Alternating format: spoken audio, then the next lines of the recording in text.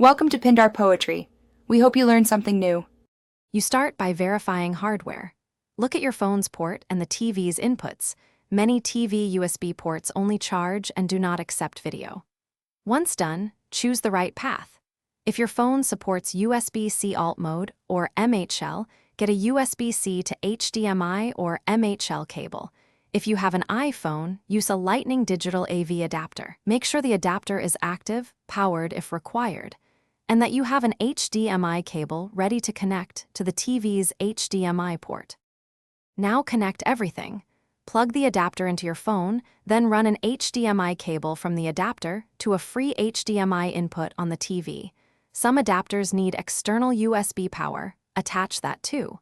Once connected, switch the TV to the matching HDMI input. You should see your phone's screen within seconds. If you don't see video, unlock the phone and accept any prompt to enable video output or change USB mode to display or HDMI.